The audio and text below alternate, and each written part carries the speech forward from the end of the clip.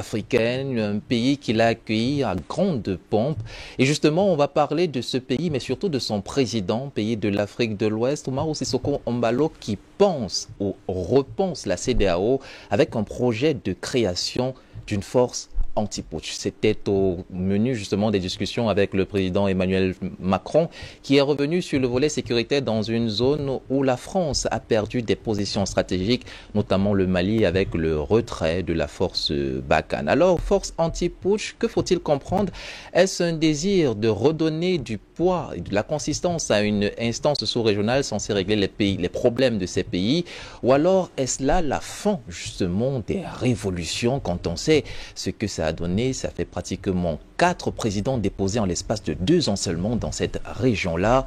Alors aujourd'hui, on en parle, on ouvre le débat avec nos chers téléspectateurs, vous à la maison qui pouvez nous écrire via notre page digitale d'IBS TV, mais surtout avec vous, chers panélistes. Mais avant, laissez-moi vous proposer de revoir cette déclaration du président assez polémique, Umaro Sissoco Embalo. Il était alors en conférence de presse à côté du président Emmanuel Macron.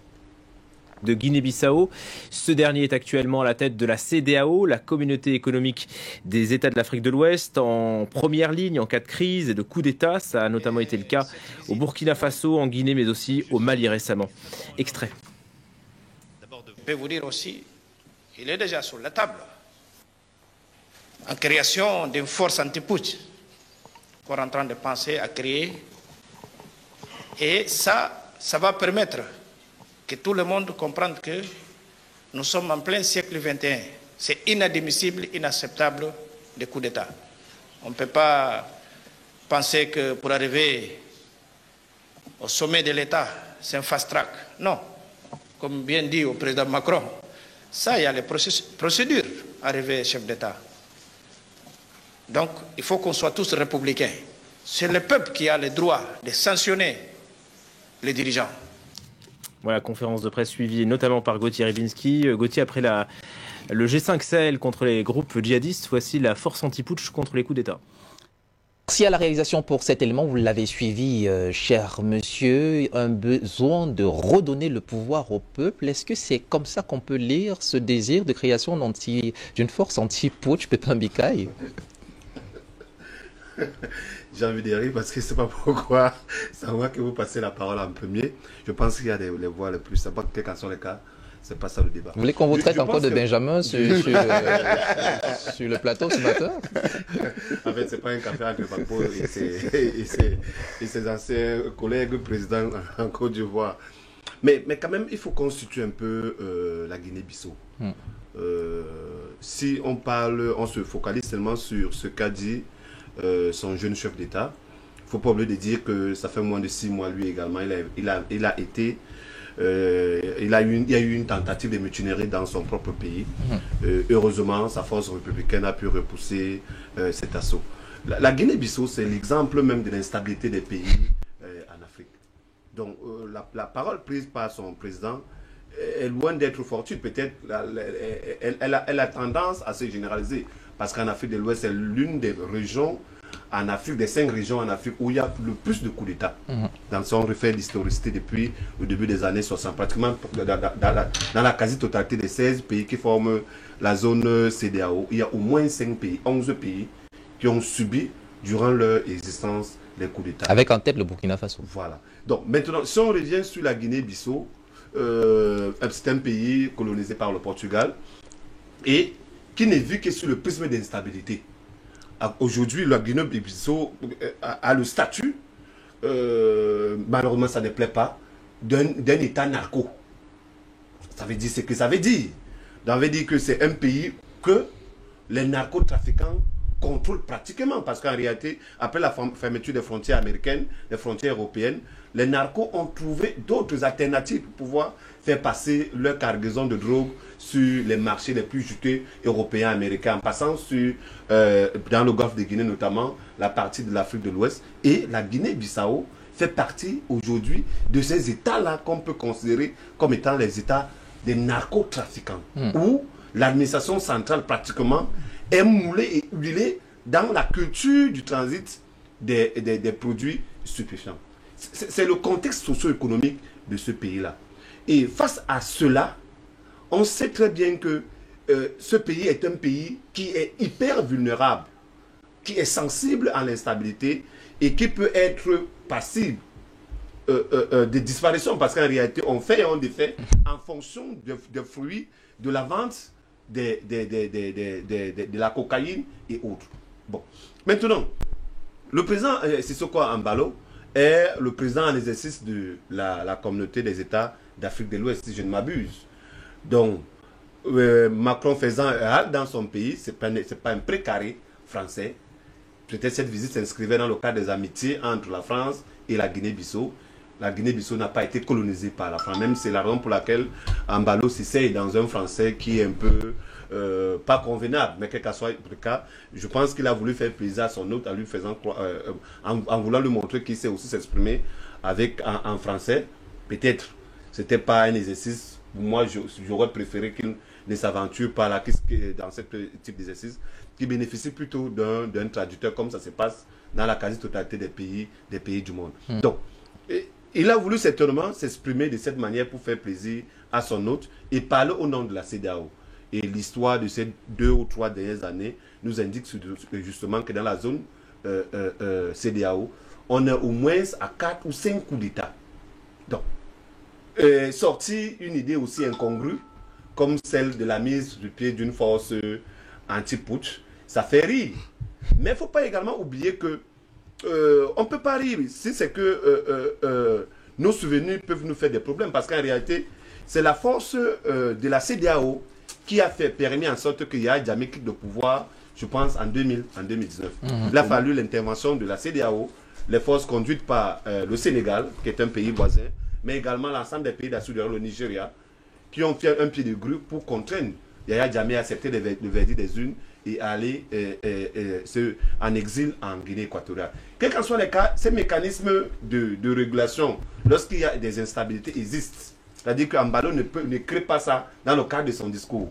On peut considérer comme étant une piétrerie, mais en réalité, il y a ce type de mécanisme lorsqu'il faut juguler, ramener l'instabilité dans un pays. On l'a également vu à un certain moment avec la Sierra Leone, lorsque Fodé Sanko faisait souffler le feu et le froid dans ce pays avec le trafic de diamants. Donc, au niveau de la CEDEAO, comparativement en Afrique centrale, il y a cette capacité de mobiliser les forces de sécurité pour pouvoir ramener une stabilité dans un pays membre de la CEDEAO. Donc, c'est une réalité. Ils n'inventent pas ça dans le cadre de trucs. Maintenant, une force anti-putsch, tout est également en fonction de comment le pouvoir de la quasi-totalité de ces pays, de ces présidents-là, a fait la relation qui dit ces présidents avec le peuple. À un moment, les putsch aussi traduisent un sentiment de mauvaise gouvernance, voilà, de non-représentativité de ceux qui sont à la tête de l'État. Justement, et il va le préciser et on va analyser justement les éléments de langage qui ressortent de cette communication. Il dit que le pouvoir doit revenir au peuple et peut-être ça doit nous faire repenser l'idée même des putschs, des coups d'État et des révolutions. Alors, docteur Béni-Chris, on a vu dans cette communication un président qui, depuis le 3 juillet, occupe la présidence tournante de la CEDEAO. Est-ce qu'il veut marquer son temps, marquer son magistère? Il faut rappeler quand même qu'il est au pouvoir depuis le 27 février seulement et en l'espace de 6 mois, il a échappé à une tentative de coup d'État. Est-ce que ce n'est pas un peu l'appréhension et l'appréhension de cette atmosphère de révolution qui plane un peu dans cette région depuis 2 ans qui le pousse à penser à une telle mesure? Oui, merci beaucoup, Monsieur Rim, pour cette question. C'est très important ce qui se passe en Afrique de l'Ouest, vu les contextes marqués particulièrement par 3 coups d'État en l'espace de 2 ans, pratiquement, de 2020 à 2022. Nous avons assisté à 2 coups d'État dans 3 pays hautement stratégiques dans cette zone, dont le Mali, le Burkina et la Guinée. Donc, la Guinée-Conakry. La Guinée-Conakry, bien sûr.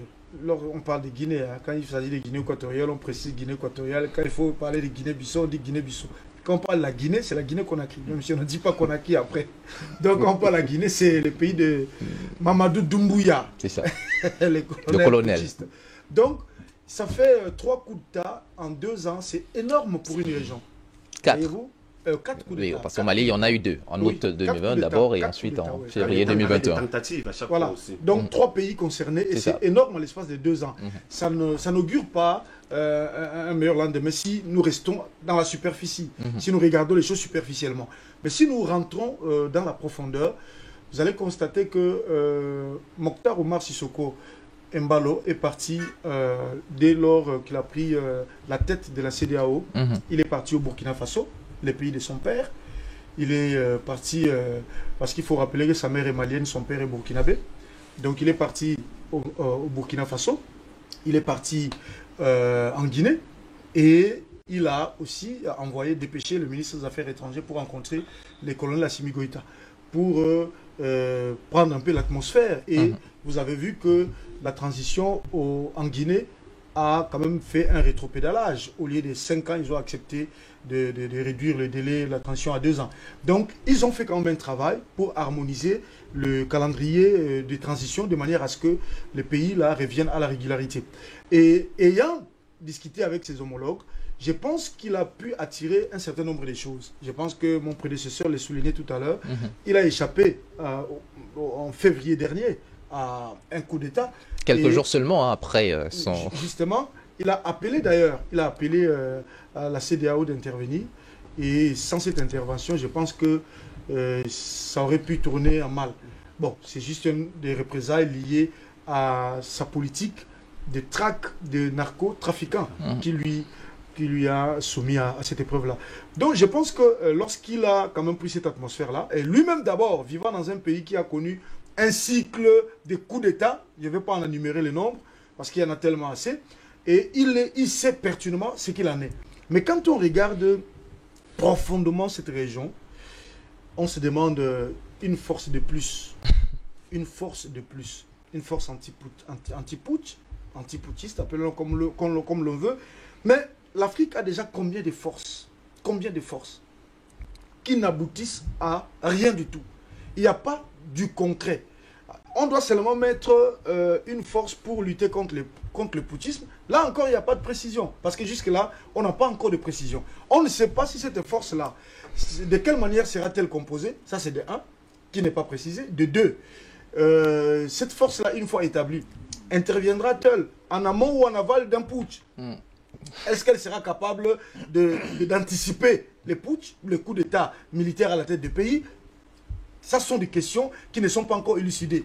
Et quand on pose un peu la question, est-ce que le putschisme, c'est le seul problème de l'Afrique? Est-ce que derrière le fait que la junte militaire amène un putsch, y a-t-il pas d'autres réalités qu'il faut mettre en lumière? Il y en a de réalités qu'il faut mettre en lumière. Et si ces réalités-là ne sont pas épinglées de doigts, je pense que toute initiative visant à aller dans le sens de couper la fleur et non de déraciner un mal ne sera qu'une tentative de plus qui n'aidera pas l'Afrique. Je prends l'exemple du Mali. Le Mali a été dans un totalement aux abois. Et c'est le peuple qui monte au créneau pour revendiquer un changement. Le peuple en avait ras-le-bol. Le peuple avait besoin qu'il y ait une autre dynamique qui soit impulsée pour que le Mali se retrouve quand même. Ces pays déchirés de part et d'autre, à toute forme de crise, mais ils en avaient marre. Il fallait une dynamique pour stopper cette gangrène dont la France était à l'origine, à la base, et le commanditaire premier. Donc ça, c'était une révolution populaire qui a amené M. Assimi Goïta et les autres à se dire, bah, écoutez, la politique, vous faites trop de désordre, laissons-nous d'abord pacifier le pays, après nous vous remettons le pouvoir. C'est un but noble. Et vous avez vu, le peuple est derrière ça. Vous ne verrez pas cette mobilisation populaire en Guinée. Vous ne le verrez pas au Burkina Faso. Parce que le contexte est différent. D'ailleurs, le putschisme en Guinée Conakry et au Burkina Faso, moi j'appelle ça des répliques. Ce sont des coups d'État menés par la France, on le sait bien, nous avons des preuves, pour stopper la gangrène malienne qui commençait à toucher d'autres peuples. Vous savez, les Burkinabés sont sortis à la rue, comme j'aime les répéter ici, pour stopper le convoi militaire français quittant le Mali pour aller vers le Niger. Alors donc, forcément, on va garder une marge de manœuvre dans l'analyse. On décrypte, et justement, vous êtes un analyste. On va mettre on va mettre entre guillemets, surtout avec le conditionnel, ces choses dont on n'a pas forcément les preuves Voilà. Et je vais même Poursuivez. chuter par là pour dire qu'une fois que nous avons cette vision des choses, il faut s'interroger. Faudrait-il pas mettre en place une autre force anti-manipulation des constitutions demain? Voyez-vous? Par exemple. Voilà. Donc, ce serait peut-être plus utile à la Est-ce qu'il ne que, faudrait pas mettre une cette- force anti-modification des constitutions? Est-ce qu'il ne faudrait pas mettre encore une force anti-présidence à vie demain? Parce qu'il faut poser toutes ces questions-là à la base. Si vous voulez lutter contre le putschisme, commencez par lutter contre la mauvaise gouvernance.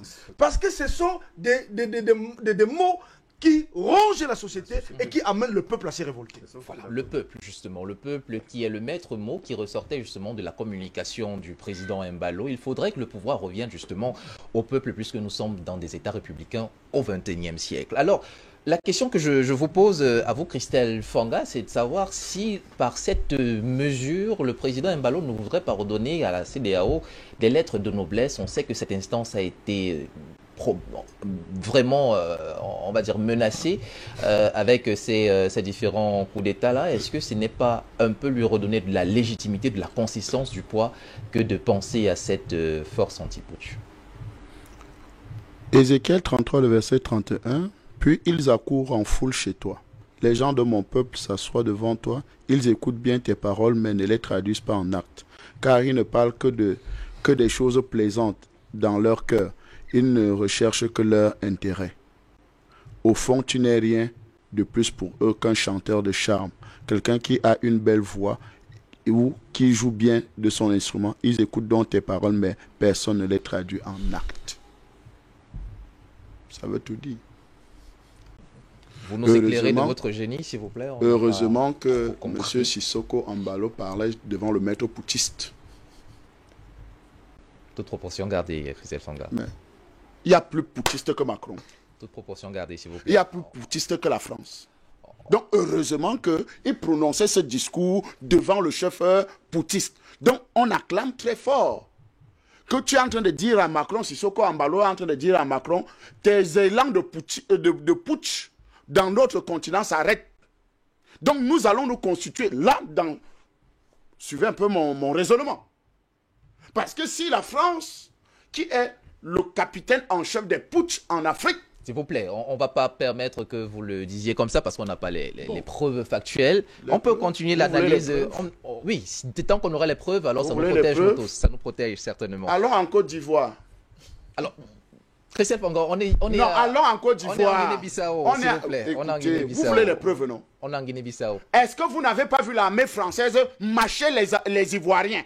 Alors, je préfère que vous établissez des faits soyons- comme ça. C'est ça que je dis. Je Voilà. préfère que vous établissez. Voilà. Donc Sur on des est tous faits. d'accord, non? Sur des faits. On a vu la France faire le coup d'État en Côte d'Ivoire, non? Et on a laissé Ouattara continuer dans les coups d'État. Il a fait le coup d'État constitutionnel. Tout le monde a encore vu. N'est-ce pas? Avec la bénédiction de qui? De Paris. La preuve en est, Nicolas de Sarkozy est venu jubiler avec lui le troisième mandat avec les jeunes filles, les fillettes au palais. Alors, de coup d'État l'Élysée. constitutionnel, vous parlez bien de Mais ce troisième c'est mandat. les coups d'État. En fait, cet autre mandat qui n'était pas... Le franc CFA est un coup d'État. D'accord, on comprend. Alors, Donc, la France est le premier putschiste. on ne sait pas dans Mais- quel est le classement Il officiel. n'y a mais en aucun tout classement cas- putsch égale à putsch. Mais en tout cas, les faits que vous avez... Putsch égale à oui, d'accord. putsch égale à putsch. Alors, revenons en Guinée-Bissau et dites-nous, est-ce que le président Embalo ne voudrait pas justement donner de la consistance à cette instance sous-régionale? Vous pensez que... Il cette- faut d'abord quoi? Vous pensez que cette décision, ce projet-là en tout cas, libérera la CEDEAO des De quoi? chaînes qui la lient peut-être à une certaine puissance occidentale? Non, je dis, Rim, on est très sérieux quand on vient sur votre plateau. Hein. Précisément. Docteur Benekris vous a dit il y a plusieurs facteurs, n'est-ce pas, qui amènent les coups d'État ou bien qui sont des coups d'État. Aujourd'hui, M. Sissoko Embalo a donné sa lettre de recrutement à Macron. C'est-à-dire, Ouattara est déjà vieux, et on ne sait même pas s'il va continuer à prendre parce que c'est le maître à penser, n'est-ce pas, de la France-Afrique au niveau de l'Afrique de l'Ouest. Et on ne sait pas s'il va continuer dans sa logique, mais maintenant, moi, je suis plus jeune, plus vigoureux, je peux mettre des stratégies en place pour davantage maintenir la France-Afrique à flot. C'est ça le projet.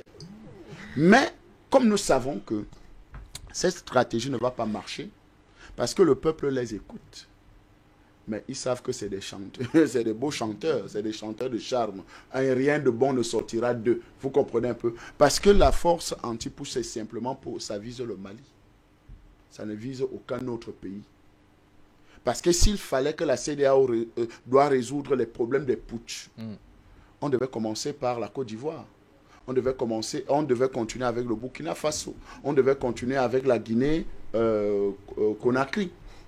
Mais dans toute cette logique, la preuve en est... Et dans le rapport au temps, la révolution de Palais au Mali est antérieure à ce projet de création. Mais comment est-ce que le projet de création pourrait influencer on sait que c'est le pouvoir au Mali? Non. Vous savez, quand vous semez c'est Oumyobé qui le disait. Le sang d'un martyr versé. Vous pouvez tuer un martyr, mais son sang versé va multiplier les autres martyrs. Donc, 50 autres martyrs vont naître. Vous comprenez un peu? Ce qui a été semé au Mali, la révolution semée au Mali, était comme du sang qui était en train de se répandre dans tout le territoire de la CEDEAO. Et les gars ont anticipé. La France a anticipé. On dit, ok, Alpha Condé, on te connaît, on sait que tu as joué, tu faisais semblant d'être avec nous. Mais dans ton discours, vous vous rappelez de son dernier discours face à Ouattara, n'est-ce pas? Où Ouattara lui a rappelé que, mais Alpha, tu sais que Condé, tu sais qu'on est en direct. Mais Condé a repris le micro, il a dit, je assume mes propos. Ça a empêché que le coup d'État a suivi, non? Donc, nous savons que la France a mis des stratégies en place pour déstabiliser tous ceux qui veulent imiter le Mali. Donc, il faut mettre en mal tous ces gens-là. Et ce n'est que normal aujourd'hui que ce genre de force, et je ne suis pas sûr qu'elle sera capable, Embalo sera capable de mettre cette force en place. Non, ce n'est pas possible. Parce que la réalité, c'est que vous allez mettre une force anti-putsch. Vous allez considérer, quel est le putsch que vous allez considérer? Selon vous. Lequel? Celui d'Assimi Goïta, celui de Doumbouya ou bien de Damiba? Quel est le putsch? La preuve en est, la CEDEAO s'est attaquée au Mali de front. Mais ne s'est jamais attaqué au Burkina Faso, ne s'est jamais attaqué à la Guinée-Conakry. Donc, vous voyez qu'il y a deux poids, deux mesures. Voilà, et ce n'est pas pour régler ces problèmes de disparité. Non, ce n'est pas pour régler les problèmes de disparité. On aura une force qui sera bien établie avec des tests bien clairs qui seront appliqués donc à tous les pays de la sous-région. Bon, saluons d'abord le G5 Sahel. On salue le G5 Sahel. Non? Qui n'existe plus. Mais on salue le G5 Sahel. Suivez mon regard. Ce n'est pas une force. N'est-ce pas? C'est une force qu'on avait mis en place pour lutter contre le terrorisme au niveau du Sahel. C'est où aujourd'hui? Toute initiative qui ne vient pas du peuple, qui ne vient pas de la volonté du peuple, pour aider le peuple, ou bien qui peut même venir d'un dirigeant pour aider le peuple à s'émanciper, alors ce n'est pas une initiative qui va prospérer. D'accord. Et ça, il faut le dire dans la CEDEAO, que toute initiative qui va venir des dirigeants à partir de l'Occident ne va pas prospérer. Parce que la vérité, c'est que c'est un projet mort-né qui va se mettre en place, mais qui ne va aller nulle part. Parce que la vérité, c'est qu'elle ne vient pas du peuple. La volonté du peuple, vous ne pouvez pas l'arrêter. Et si je finis ma prise de parole en disant, c'est eux-mêmes qui nous ont appris. Vox Populis. Vox Dei. Vox Dei. La voix du peuple, la voix de Dieu. Donc, si le peuple a décidé de faire sa révolution, mettez même 10 000 militaires. D'ailleurs, même les militaires font partie du peuple. C'est ce qu'on oublie souvent de nous dire souvent. Que les militaires passent par les mêmes difficultés que nous. Ils ont la tomate, quand ça augmente au marché, la femme du militaire ne va pas acheter moins que ça, ou bien moins cher que les autres. Non. Toutes les conditions sociales qui ne permettent pas l'émancipation du peuple, même les hommes en tenue sont concernés. Donc, la révolution concerne tout le monde. Quand le peuple a pris la décision, même les militaires sont impliqués dans cette révolution-là. Alors, merci Christelle Fanga pour cette prise de parole, la première. Avec vous, Passion Parfum d'Homme, on continue d'analyser les raisons même qui ont poussé Umaro Sissoco Embalo à parler de ce projet de création d'une force anti-putsch. Quelle sera sa consistance? Quels éléments sont bien fondés? Mais avant, je vous propose de revoir un élément que vous avez déjà vu. C'était la réaction d'Emmanuel Macron suite à la libération, la levée des sanctions contre le Mali, une décision qui n'avait pas forcément été du goût du président français. Et on revient. Ensuite, pour ce qui est du cas du Mali, je pense que la décision que la CEDEAO a prise de reconnaître un putschiste militaire, 6 mois après lui avoir refusé ce droit, crée une mauvaise jurisprudence pour les Africains eux-mêmes. Je vous le dis en toute franchise, avec beaucoup d'amitié pour mes collègues africains. D'abord pour la CEDEAO elle-même, et ensuite par le précédent que cela crée chez beaucoup de voisins. Je pense que c'est une erreur. C'est leur décision, je la respecte. Cette décision prise par la CEDEAO crée une jurisprudence qui sera préjudiciable aux pays de la sous-région, mais à la CEDEAO elle-même. Alors, cette réaction du président Macron qui a été largement commentée sur ce plateau, est-ce que derrière cette visite en Guinée-Bissau, étant donné que c'est le président en exercice de la CEDEAO aujourd'hui, en fait, c'est le président bissau-guinéen qui représente, qui prend la présidence de la CEDEAO, est-ce que derrière, il n'y a pas justement cette volonté de reprendre les rênes de cette instance qui peut-être à travers ces décisions, cette levée de sanctions, c'était quelque peu affranchi ou alors on avait pris le chemin de cette implication occidentale dans la gestion des pays de la sous-région CEDEAO? Mon cher Rim, l'Afrique doit s'unir. Si l'Afrique ne s'unit pas, l'Afrique va périr. L'Afrique, plus que jamais, est l'objet de beaucoup de prédation, mais surtout de beaucoup de... la volonté de nos prédateurs se déculper depuis qu'ils sont mis en difficulté ailleurs. Depuis qu'on a mis au grand jeu le grand bluff qui constitue l'essentiel de leur diplomatie. Si l'Afrique ne s'unit pas, le lendemain ne seront pas des lendemains qui augurent de quelque chose de bien pour nos enfants, nos arrière-petits-enfants. Vous avez remarqué, je commence par la fin, c'est Macron qui parle, et aux Africains et à la CEDEAO. Le président de l'Argentine s'est prononcé sur ce sujet. Non. Le président du Pakistan s'est prononcé sur ce sujet. Non. De l'Iran. Non. Du Nord Kalimantan. De l'Ouzbékistan. Non. Il n'y a que la France. Parce qu'en réalité, elle sait ce que cela peut lui coûter le jour où les Africains vont se réapproprier de leur souveraineté. C'est pour ça qu'il fait tout ce tour-là. Bon, revenons à M. Embalo Sissoko et à la Guinée-Bissau. La Guinée-Bissau, pour les jeunes générations qui ne le savent pas, c'était l'une des phares les plus brillantes de l'espoir et de la résistance africaine. La Guinée-Bissau, c'est le pays de Abel Jassy, le nom de lutte d'Amilcar Cabral. Qu'on a d'ailleurs assassiné. Qui a été assassiné Récemment.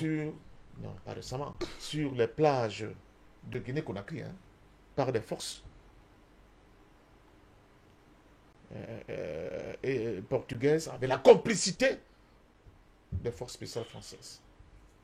C'est ce pays-là. Il y a aussi un camarade de lutte de Cabral, Amilcar Cabral, qui vient d'être assassiné récemment ici. Je vais chercher son nom tout à l'heure.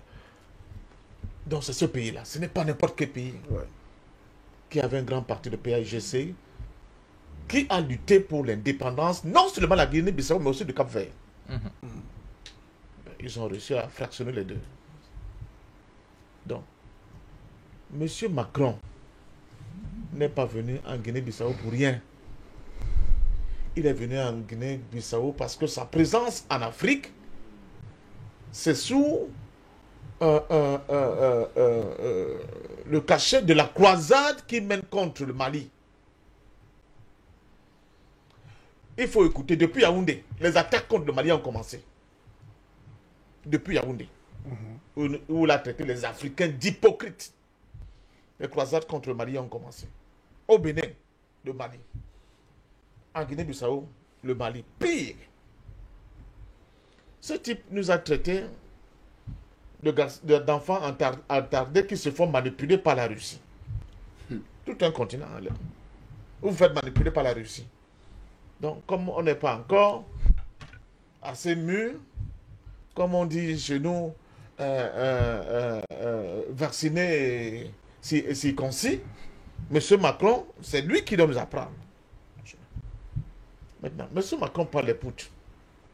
Il a des déficits en histoire. Il ne comprend pas ce que c'est l'histoire, l'essence de l'histoire. Bénédicte a commencé à exprimer un peu. Mais c'est normal, il est dans son camp. Il est dans sa réalité. Et il considère que nous autres, vraiment, nous n'avons pas encore la capacité de pouvoir réfléchir. D'abord, sa complice, Ursula von der Leyen l'a dit, depuis quand les Africains réfléchissent par eux-mêmes. Alors, je rappelle à M. Macron que des pays comme l'Indonésie, il y a eu des putschistes là-bas, qui ont fait de l'Indonésie ce qu'il est aujourd'hui. Il ne faut pas l'oublier.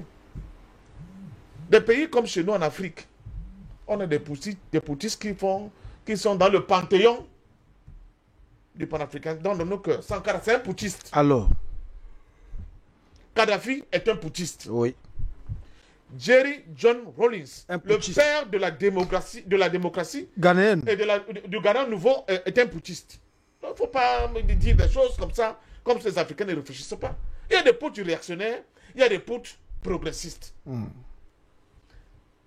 L'essentiel des dirigeants du Nigeria à côté, qui est devenu la première puissance économique africaine, c'est des anciens militaires putschistes, qui se sont, par le biais d'un tour de passe-passe, reconvertis dans la vie civile. Buhari qui est là, c'est un militaire. Bien sûr. Putschiste. 1983.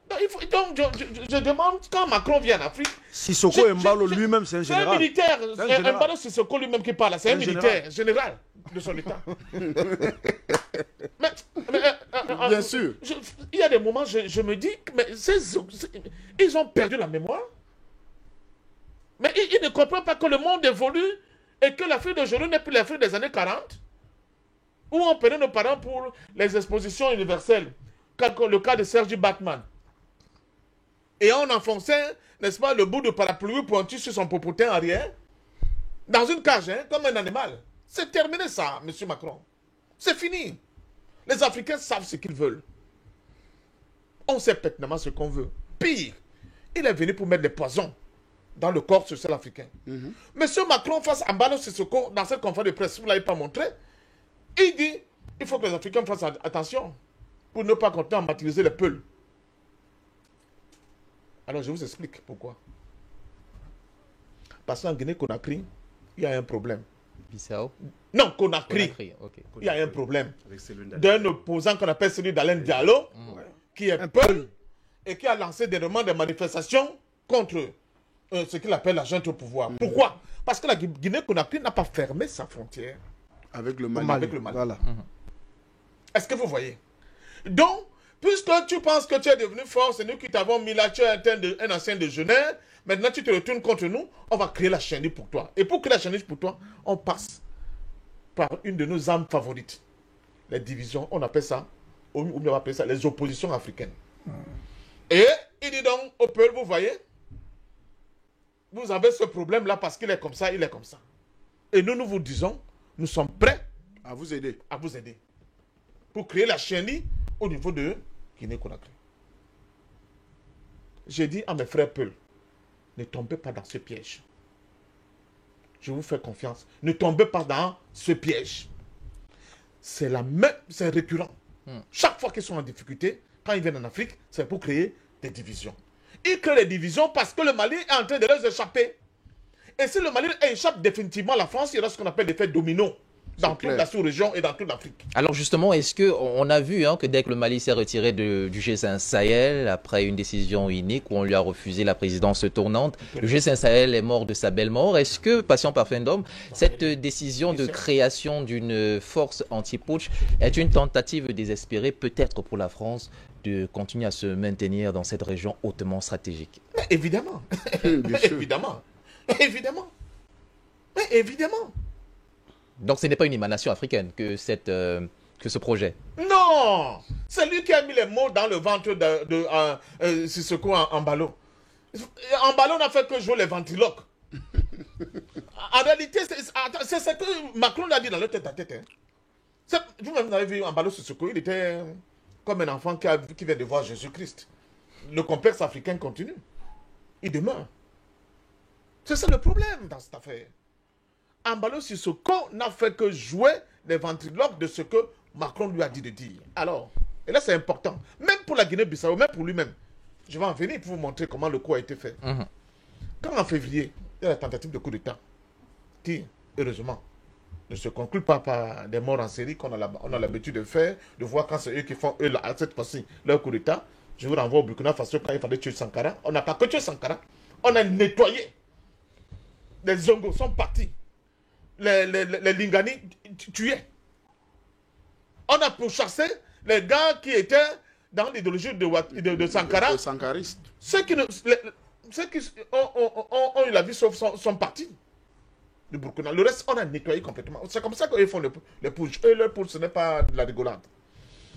Donc, dans cette histoire-là, on a montré, quand il a commencé à raconter des histoires que oui, même des histoires de Ouattara de troisième mandat, là, c'est un putsch. On a fait un micro-truc là.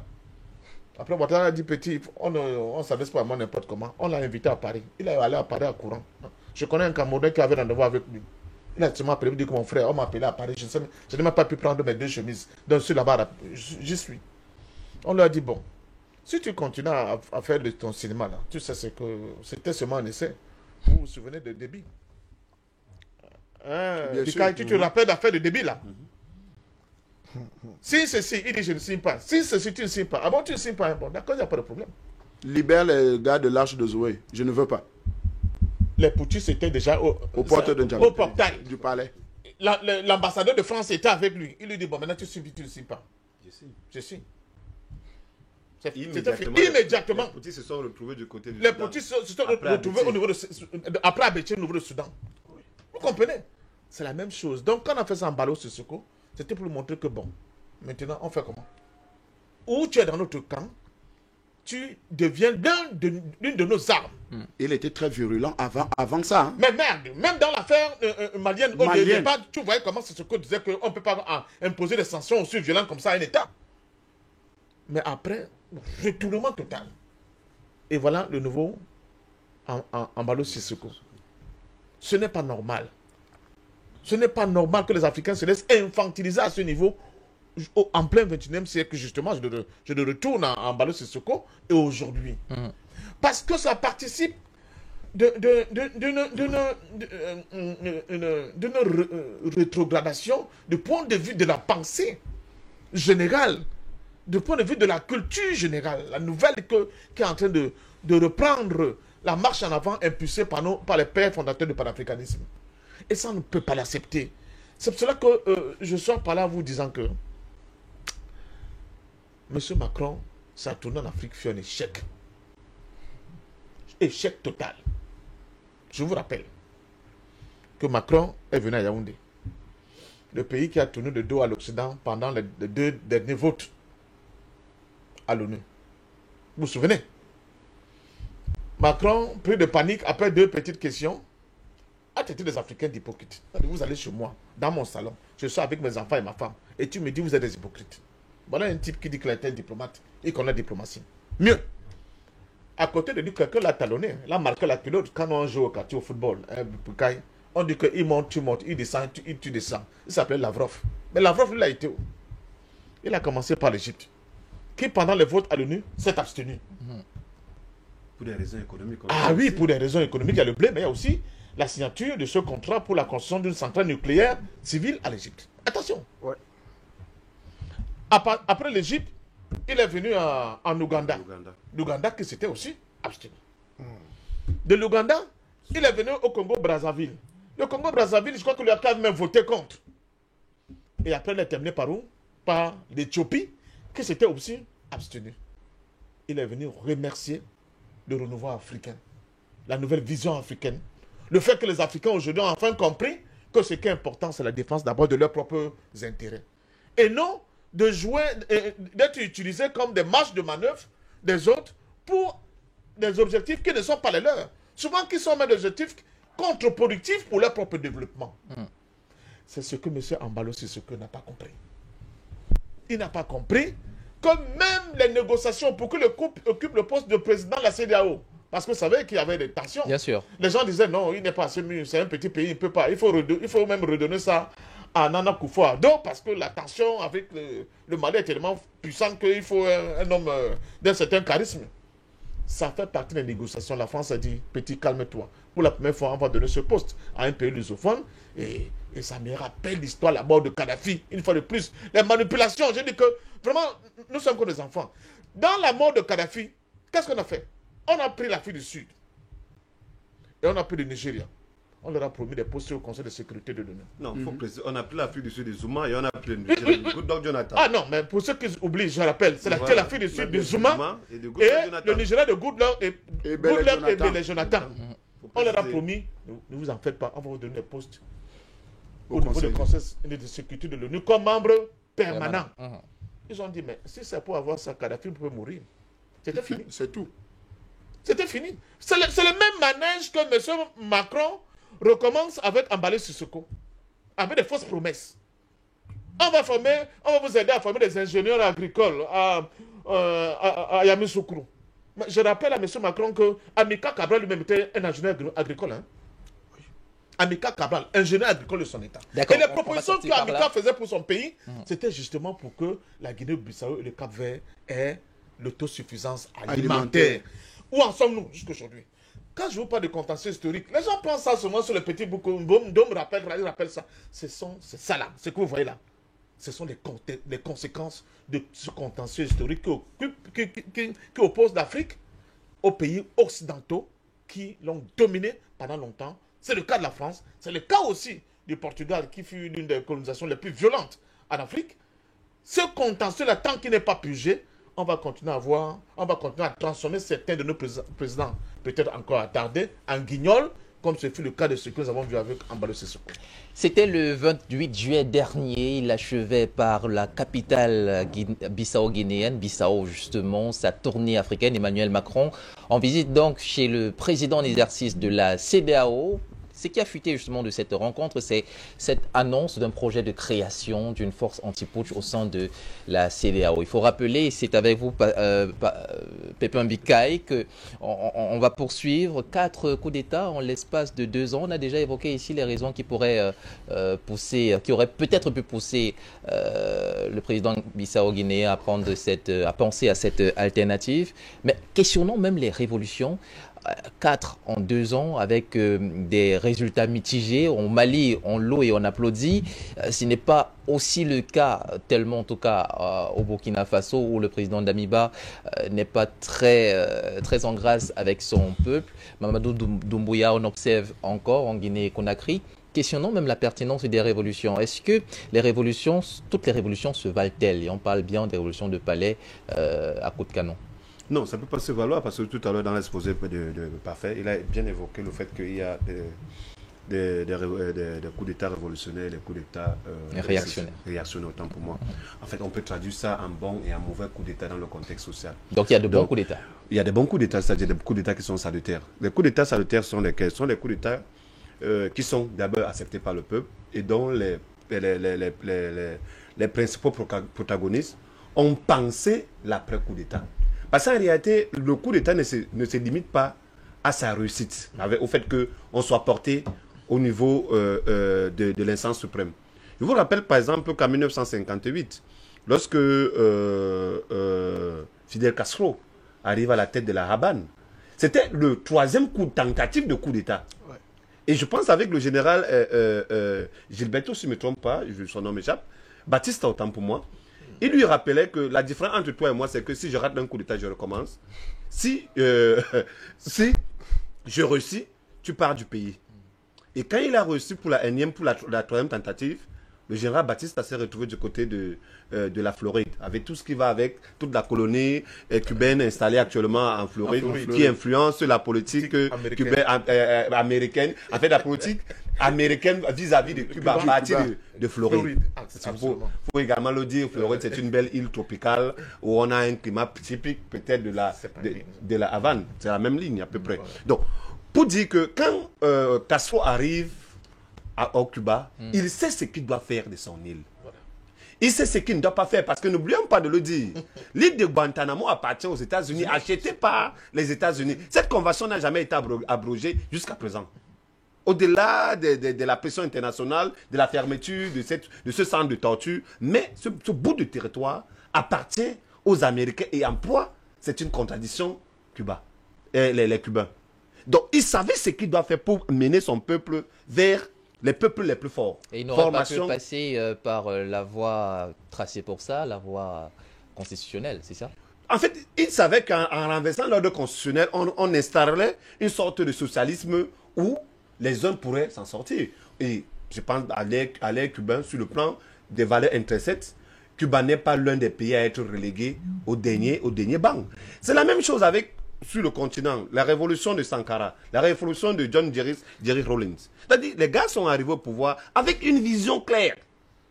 Sankara a fait construire un chemin de fer qui partait de Ouaga à Bobo Dioulasso avec les mains. C'est connu. Mais ce n'est pas le cas de la quasi-totalité de ceux qui arrivent. C'est-à-dire que les gars inscrivent leur coup d'État sur le coup des joutes verbaux et des règlements de compte. Et à un moment, même le peuple qui vous a acclamé hier peut s'avérer se retourner contre vous. Je prends un exemple trop simple. Quand Mamadou Doumbouya fait son coup d'État, ça fait moins de 2 ans, si je ne me trompe pas. Moins d'1 an. Moins d'1 an. La première personne à acclamer Mamadou Doumbouya, c'était Céline Dalein Diallo. Il a apprécié ce coup d'État. Parce que justement, son rival qu'il a mis en marche depuis plus de 11 ans, le professeur Alpha Condé l'empêchait de briguer la masse suprême parce qu'il était pour lui investi. C'est ce que j'appelle souvent le concept du leadership messianique. C'est-à-dire que ce n'est pas lui, c'est personne d'autre. Et on retrouve ça dans la quasi-totalité des pays africains. C'est-à-dire des leaders qui ne veulent pas laisser la place à d'autres. Si ils ne passent pas, personne d'autre ne passera. Quand Doumbouya a commencé à remuer le panier, je vous rappelle qu'il a confisqué l'un des logements de Céline Dalein Diallo, dont il estimait que la procédure d'acquisition n'était pas réglementaire. Et Dalein n'était pas n'était pas la seule personne à être dans ce cas de figure. Il y a un certain nombre de hauts cadres des anciennes administrations guinéennes de la Guinée-Conakry, dont les biens ont été confisqués parce que ces biens avaient un lien de parenté avec le bien de l'État. Donc, quand il a commencé donc à frapper à ce niveau, sans distinction de la face ou du leadership des individus devant, il est devenu un adversaire. Donc, notre problème en Afrique, et il faut le dire, et peut-être c'est la raison pour laquelle moi je n'encourage pas la révolution malienne, c'est qu'il n'y a pas un projet derrière le coup d'État. Parce qu'en réalité, quel qu'en soit le cas, le coup d'État permet à la population de respirer, permet à la population d'avoir un nouveau souffle, permet à la population de pouvoir accéder à des projets peut-être qui ont été bafoués par l'élite dirigeante. D'accord. Aujourd'hui en Afrique, quel qu'en soit le cas, le coup d'État de Jerry Rawlings, le coup d'État de Sankara, le coup d'État dans une moindre mesure de Kadhafi ont été des coups d'État révolutionnaires qui ont permis à ces peuples, à l'instant où les coups d'État ont eu lieu, de pouvoir avoir une sorte de dignité. Parce que, pour le cas par exemple du Burkina Faso, quitter de la Haute-Volta au Burkina Faso, quel qu'en soit les cas, c'est une marque indélébile de progrès. Quitter de la valorisation, en fait, de l'enfermement de la condition féminine dans des chaumières à leur valorisation à la fois sur le plan national, sous-régional et international, quel qu'en soit le cas, ça laisse des tâches à l'histoire de ce peuple. Et cela a été fait par Sankara à travers son coup d'État. Mais, présentement, sur le continent, que ce soit en Afrique de l'Ouest et dans certaines autres parties de l'Afrique, les coups d'État n'ont pas une idéologie derrière.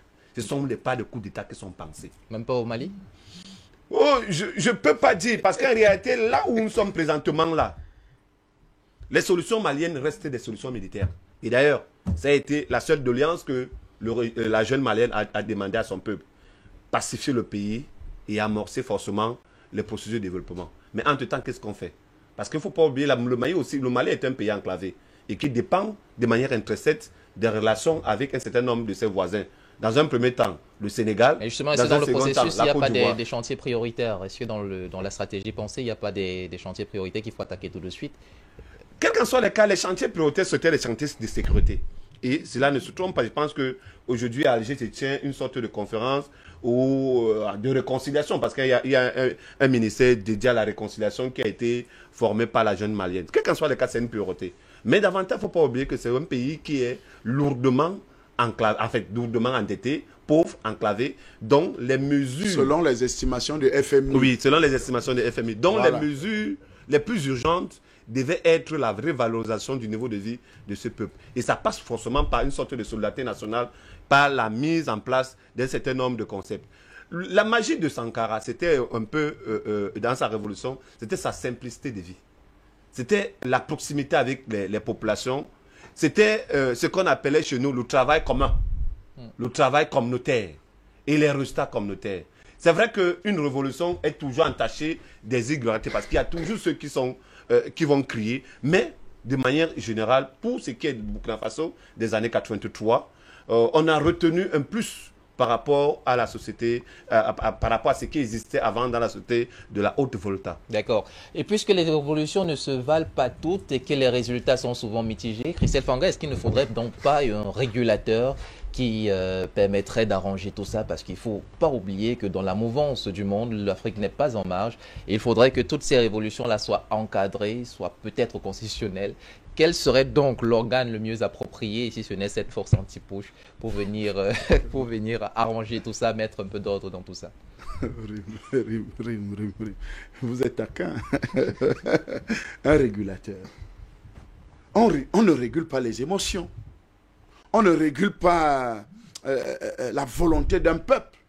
On ne régule pas. Je parle de ceux qui ont la volonté de voir le pays prospérer, le pays se développer, le pays sortir des carcans de l'épée de Damoclès qui pèse sur leur tête tous les jours. Ça, on ne peut pas réguler ça. Mais il faut dire à ces gens qui nous donnent des leçons de démocratie. D'abord que moi, la démocratie, c'est un mot qui n'existe pas, qui n'a pas de valeur. Parce qu'aujourd'hui, s'il fallait parler de révolution, les peuples africains sont aujourd'hui ancrés dans une révolution totale. Et c'est la rupture, parce que tout ce qu'on nous a présenté comme mouvement démocratique élu du peuple, on a vu que c'est le contraire. Ils nous ont appris, n'est-ce pas, que la démocratie, c'est la volonté du peuple, la gouvernance du peuple par le peuple, la volonté du peuple et tout le reste. Maintenant que la volonté du peuple est en train de s'exprimer, chez nous en Afrique, on dit que non, il faut un régulateur. Il faut que le général Sissoko Ambalo vienne être le régulateur ou bien créer une force anti-putsch. Non, parce que la vérité, c'est qu'on nous fait croire que non, les militaires ne sont pas habilités à gérer le pouvoir. Mais général de Gaulle est un militaire. Il a géré 14 ans la France. Sans élection. Sans élection. Il faut rappeler à ces gens-là que maintenant, ils ont eu des militaires à la tête de leur État. D'ailleurs, aux États-Unis, la plupart des chefs d'État ont fait le service militaire ou bien sont des anciens combattants. Le seul qui est sorti là, c'était peut-être Donald Trump. Que lui, il était un homme d'affaires, il a fait ses affaires comme ça et tout. Mais le reste ont d'abord un service militaire. Donc aujourd'hui, vous ne pouvez pas nous dire que non, la volonté du peuple, c'est contraire à la volonté des militaires. Non. Les militaires font partie du peuple. La preuve en est celui qui parle là, celui que vous prenez comme référence aujourd'hui. Sissoko Ambalo est un général. Et lui-même a participé à des putschs. Lui-même a travaillé aux côtés des hommes. Parce que vous savez, il a un problème. Hein. Il a un très grand problème. Sissoko Ambalo. Il dit que c'est les narcotrafiquants qui ont voulu faire le coup d'État. Alors qu'ils s'empiffrent de l'argent des narcotrafiquants. Qui a fait prospérer? Parce que vous savez, la Côte d'Ivoire et ces pays-là, vous savez que la Côte d'Ivoire à une certaine époque était... je ne sais pas si ça a changé, parce que peut-être le maître qui gérait le dossier de la drogue en Côte d'Ivoire est mort. On ne sait pas si on a un nouveau patron du cartel, n'est-ce pas? Vous savez que la Côte d'Ivoire était devenue une plaque tournante aussi de trafic de drogue. Donc, vous voyez que à chaque fois que les narcotrafiquants ou bien le système de trafic de drogue se retrouve en difficulté dans un État, on trouve un autre.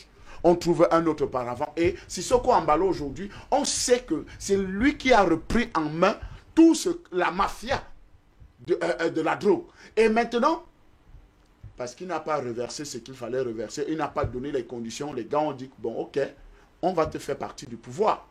C'est là où il commence à crier partout que c'est les narcotrafiquants qui veulent sa tête. Non, nous savons qu'aujourd'hui, on n'a pas besoin de régulateurs. On ne peut pas réguler la tension sociale, mon cher ami.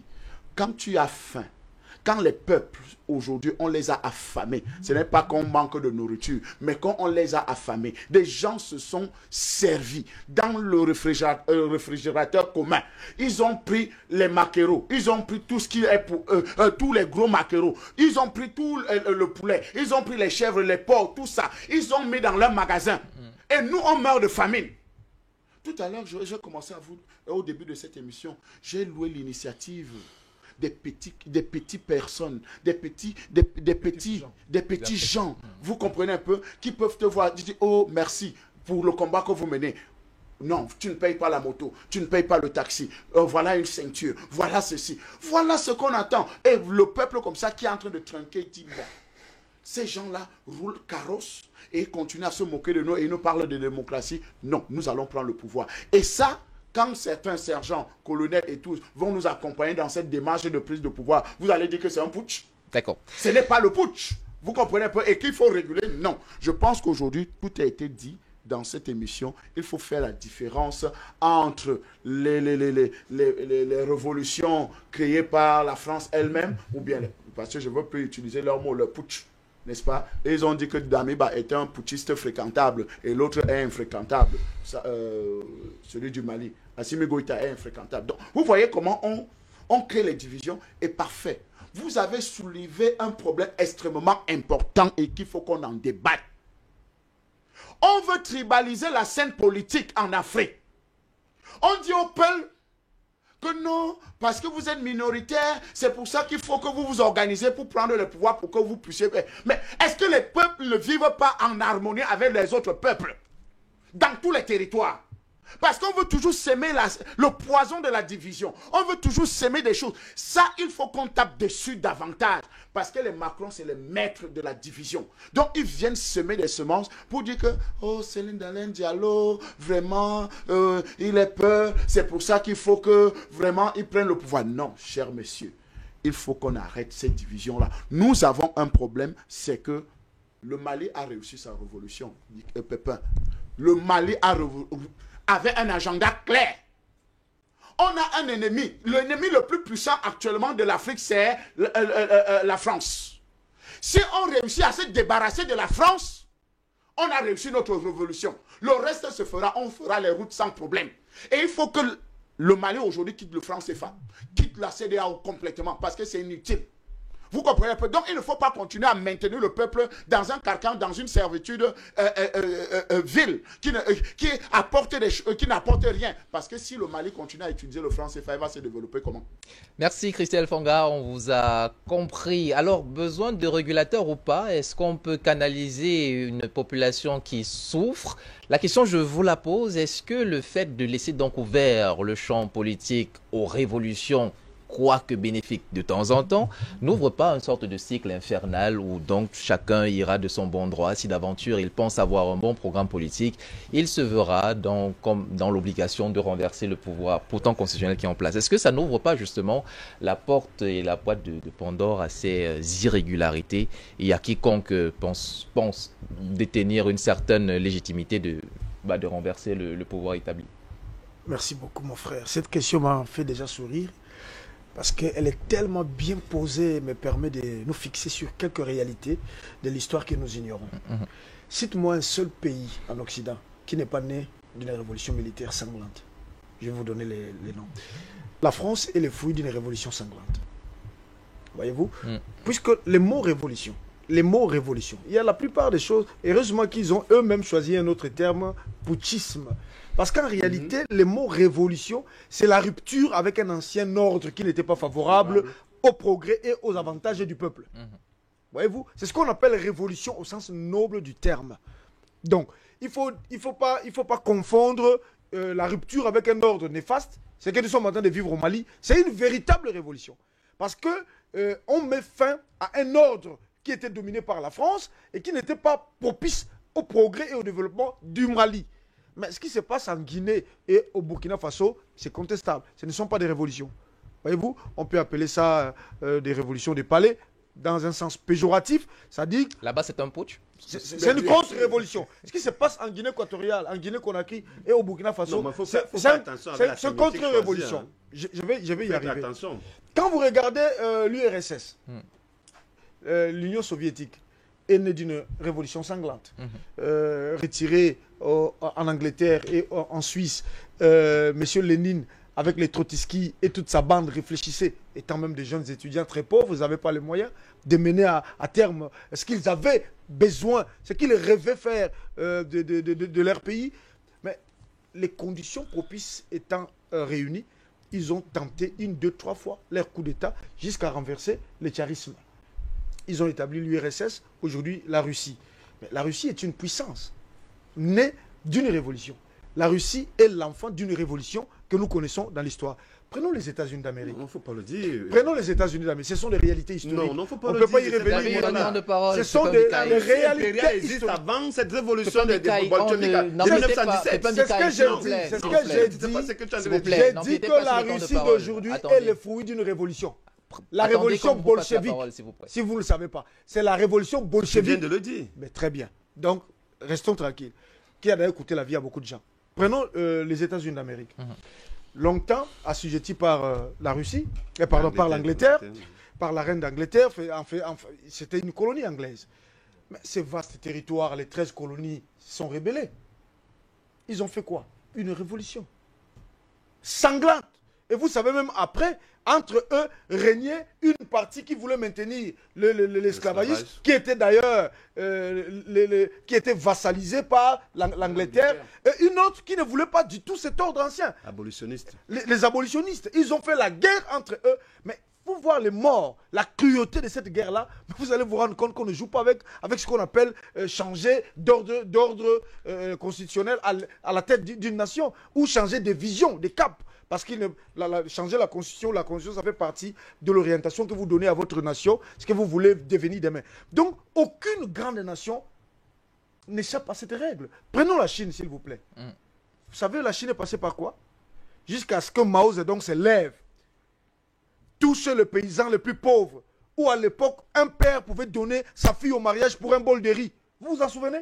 Il y a 50-60 ans en arrière, le Cameroun aidait encore la Chine. Vous le savez, mon ami. Bien sûr. Donc, si les Mao Zedong n'étaient pas nés, la Chine serait toujours pauvre. Ne ferait pas trembler aux Occidentaux aujourd'hui. C'est par une révolution, mon ami. Donc, moi, je pense que c'est dont nous avons besoin.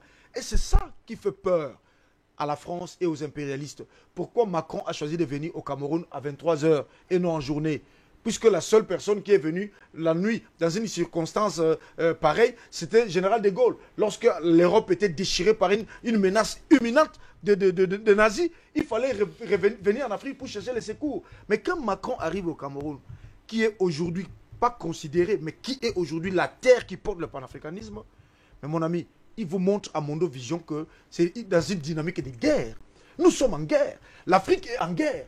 Pour son devenir, l'Occident ne peut pas survivre sans l'Afrique. Et ils vous le disent. Donc nous sommes dans une guerre, mon ami. Une guerre de positionnement, une guerre de survie, une guerre géostratégique. Mais il faut donc des outils. Il faut des stratégies. C'est violent, mon ami. C'est du sang. Il ne faut pas jouer avec ça. Et quand vous avez en face de vous des gens qui ne rêvent que faire de vous une bouchée dans leur estomac, comprenez qu'avec ces gens, il n'y a pas de sentiments. Parce qu'il en va de votre vie, de votre devenir. Et les Occidentaux les comprennent bien. Maintenant, l'Afrique a besoin non pas de créer encore, pour revenir à la thématique du jour, des forces supplémentaires dont l'objectif ne serait que de compléter ce tableau néfaste de l'impuissance de nos États. Mais l'Afrique a besoin d'une véritable révolution panafricaine, globale, dont l'objectif serait d'aboutir aux États-Unis d'Afrique. Comme le dit si bien par Fendom. Puisque si nous n'arrivons pas à une force continentale, mon ami, vous allez empêcher le poutisme où? Vous allez empêcher les mauvaises gouvernances où? Vous allez empêcher les manipulations de constitution où? Nous avons besoin d'arriver à un consensus continental où on décrète qu'à partir d'aujourd'hui, ne peut être à la tête d'une région de l'Afrique qu'une personne qui a été d'abord élue par le peuple et avalisé par les conseils continentaux de la direction étatique. Si vous mettez tous ces mécanismes-là en place, vous avez une banque africaine, vous avez une cour de justice africaine, vous avez un État continental, vous avez une armée continentale. Mais mon frère, l'Occident va passer par où? Voilà. Question posée. Vous regardez DBS matin. Notre thématique aujourd'hui est sur la table ce matin. On parle justement de ce projet de création d'une force anti-putsch au sein de la CEDEAO. On s'achemine vers la fin de cette émission. Passion par Findom. Est-ce que cette force, au final, justement, ne reste qu'un petit raccourci? Le vrai problème est ailleurs. Ce serait peut-être un problème de bonne gouvernance qu'il faudrait questionner en Afrique. Ah oui. La bonne gouvernance en Afrique, avec le décalage qu'il y a en termes de puissance entre nos États africains et les grands États dans le monde, ne peut pas avoir de sens. Il ne sera validé et accepté que si, justement, il va dans la protection de leurs intérêts. Je vous donne un cas terre à terre. Dans le Macron bavarde en Guinée-Bissau parce que c'est que 2 millions d'habitants, un petit pays pauvre qui ne vaut absolument rien et il peut faire ceci. Vous vous souvenez des élections qui se sont passées en Égypte, où les frères musulmans sont arrivés vainqueurs avec Mohamed Morsi. Morsi en 2013. En 2013, à la tête de l'État. Comme ils étaient dans une dynamique politique, d'abord dans un premier temps, les Américains ont fait semblant d'accepter la démocratie. Et très rapidement, ils se sont avisés. Israël leur a dit, le monstre que vous êtes en train de créer à mes côtés là, je ne peux pas tenir. Bon, je ne pourrai pas suivre avec ce monstre. Ils ont retourné l'affaire. Le général Al-Sisi. On a diabolisé Morsi. Le général Al-Sisi, général de l'armée, il a dit, cette affaire-là, c'est terminé. Je mets fin à toutes les institutions. Vous avez vu le peuple égyptien dans la rue pour défendre Morsi. On a tué des milliers de personnes. Des milliers de personnes ont été tuées. Oui. On a pris Morsi, on l'a foutu en prison. Il est encore... On l'a 2 ans.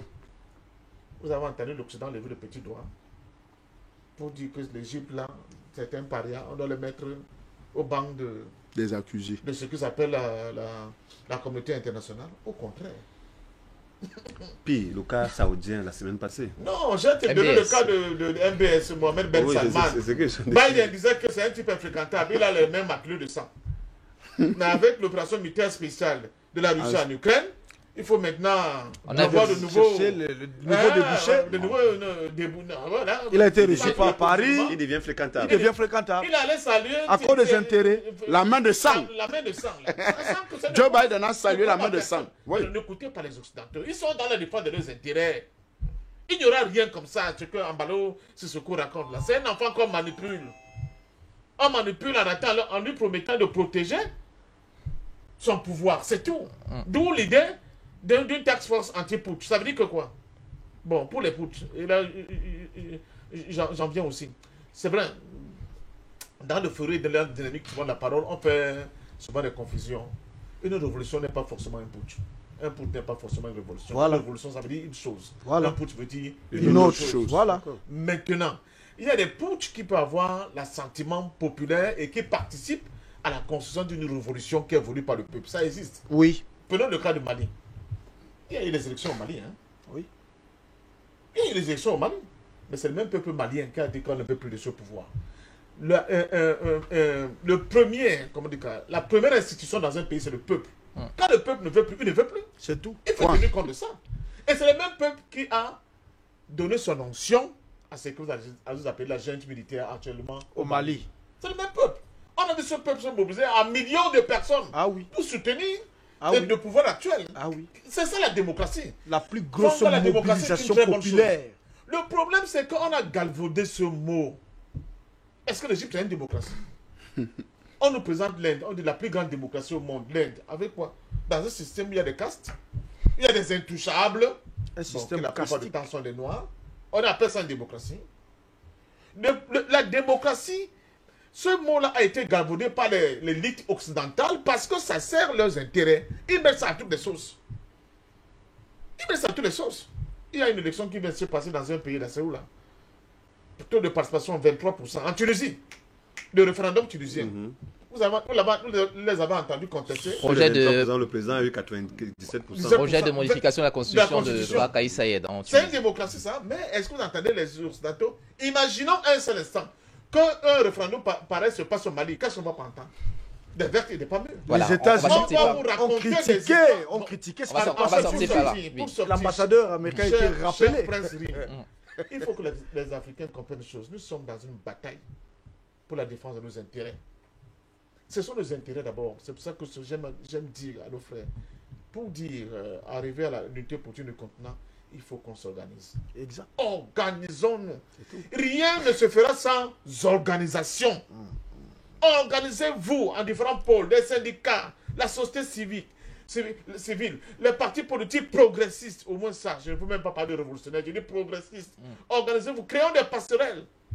Donnons la possibilité à l'Afrique de pouvoir commencer à parler d'une seule et même voix parce qu'il y aura des synergies. Que le jour où on dit qu'on manifeste contre France CFA, qu'on voit des manifestations qui iront des Comores jusqu'à Dakar. D'accord. Où on voit les jeunes Africains dans la rue pour dire non aux Français. Ça passe par l'organisation. C'est ce niveau d'organisation qui va créer la masse critique dont nous avons besoin pour nous permettre enfin d'influer la prise de pouvoir politique pour obtenir ces États-Unis d'Afrique qui, à mon sens, je le dis souvent parce que c'est un peu compliqué, peut commencer par des regroupements sur les journaux. Et nous sommes capables de le faire aujourd'hui sans attendre. Et c'est sur ces paroles pleines de sagesse qu'on va mettre un terme à cette émission. Je sais, je lis la déception sur vos visages, mais voilà, le temps nous tient à la gorge. Et il est fini d'ailleurs. Il est 8h30 à Bissau et 9h30 sur les Belges du Vouri ici à Douala. C'était au cœur du débat aujourd'hui, la force anti-putsch. C'est encore un projet de création. Verra-t-il le jour ou pas? En tout cas, il a été évoqué lors de cette visite d'Emmanuel Macron en terre bissau-guinéenne face au président Embalo Sissoko. Merci messieurs d'avoir participé à l'analyse de ce sujet. Merci Pepin Bikaï d'être passé. C'est moi qui vous remercie. Christelle Fanga, je sais qu'il y avait encore des choses à dire, mais voilà, on va garder ça pour la suite. Pepin Bikaï, merci. Merci, pardon. Prince Bénicris, docteur, bonjour. Merci. Voilà, j'en perds le latin. Sur le plateau, j'ai les Écosses, normalement, tu vois, c'est normal que vous perdez. Merci. N'empêche pas de tuer les cadets. Et naturellement, mon cher patient Parfendon, merci d'être passé. Merci. Vous portez l'Afrique du côté cœur, c'est intéressant ça, en même temps. Je dis à mon vaillant peuple Peul, qui trouve ses racines dans le Fouta Djalon, en Guinée, n'acceptez pas de vous faire manipuler, de vous laisser manipuler pour servir justement d'instrument de déstabilisation de toute cette Afrique naissante révolutionnaire. Merci à vous, chers téléspectateurs, et à l'équipe de production. Vous restez avec nous sur les antennes de DBS Télévision. Demain, le programme démarre dès 7h. Au programme, ce sera le Congo-Kinshasa avec la MONUSCO. On ira de ce côté pour étudier ce qui se passe. Est-ce que la MONUSCO restera ou partira? On en parlera demain. Vous ferez bien d'être avec nous. D'ici à là, portez-vous bien et surtout, prenez soin de vous.